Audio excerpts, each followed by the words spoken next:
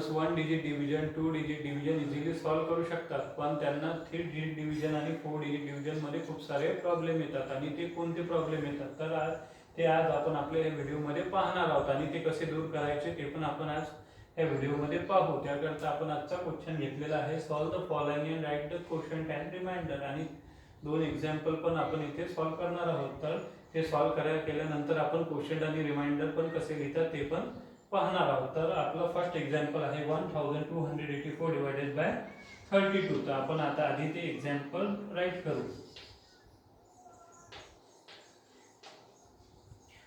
हे आपलं first example right करून झालं. तर आता आपण याचे आन्सर काढू.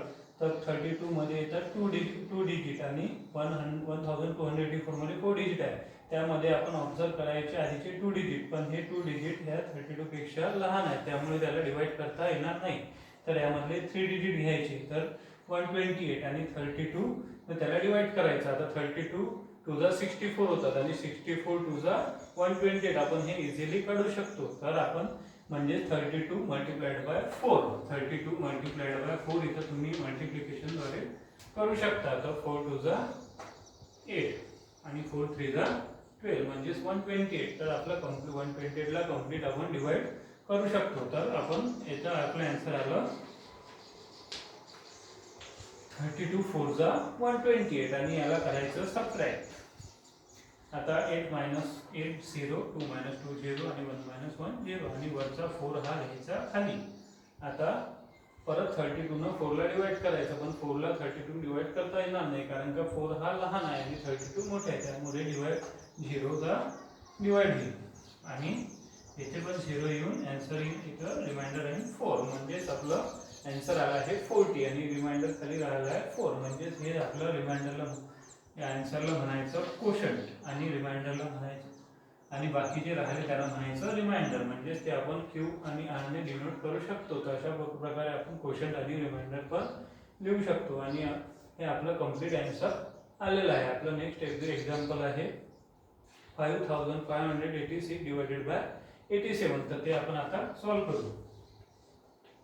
87 5 5 6 म्हणजे 5586 आपण लिहून घेतलं. आता आपल्याला परत असं हे होईल का 87 न कसं डिवाइड करायचं. म्हणजे आता इथे आहे 55, तर हे लहान आहे 87 पेक्षा, तर आपल्याला यामधले 3 डिजिट घ्यावे लागेल. आता 3 डिजिट आहे 558. तर आता याला कसं डिवाइड म्हणजे कोणत्या टेबलमध्ये, 87चा टेबल तर आपल्याला येणार नाही.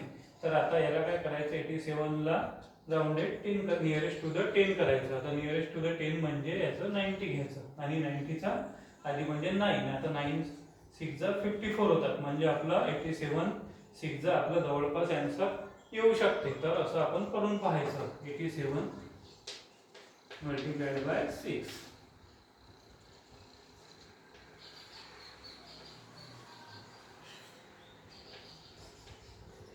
म्हणजे आपलं आन्सर आलं 520. तर 520 ला डिवाइड म्हणजे आपण 520 लिहू शकतो आणि 6 ने डिवाइड करू शकतो. आणि तुम्ही 87 into 7 पण करून बघायचं, कारण का ते जर 550 पेक्षा जास्त होत असेल तर तुम्हाला 87 6 जा 522 घ्यावं लागेल आणि हे करायचं सबट्रॅक्शन. आता परत 8 minus 2 6, 5 minus 2 3 आणि 5 minus 5 0. आता परत तुम्हाला हा राहिलेला डिजिट खाली घ्यायचा आहे 6.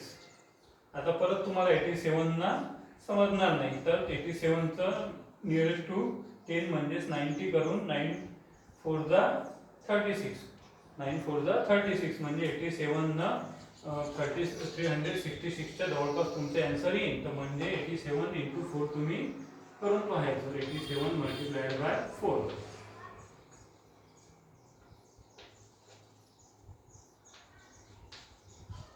म्हणजे 348. तुमचं आन्सर आलं 348. म्हणजे 87 4 जा 348 आणि यामधून याचं करायचं सबट्रॅक्शन. आता तुम्हाला सबट्रॅक्शन मध्ये तुम्ही शिकलेलेच आहे काय हे कसं सबट्रॅक्ट करायचं. तर 16 minus 8 8, 5 minus 4 1 आणि 3 minus 3 0. तर तुमचे रिमाइंडर राहतील 18 आणि क्वोशंट आला आहे 64. क्वोशंट आहे 64 आणि रिमाइंडर आहे 18. तर अशा प्रकारे तुम्ही क्वोशंट आणि रिमाइंडर पण लिहू शकता आणि अशा प्रकारे 4 3 डिजिट आणि 4 डिजिटचे एक्झाम्पल सॉल्व्ह करू शकता. तर तुम्हाला जर हा व्हिडिओ आवडला असेल तर नक्की लाईक आणि शेअर करा आणि असेच व्हिडिओ बघण्याकरता चॅनलला सबस्क्राईब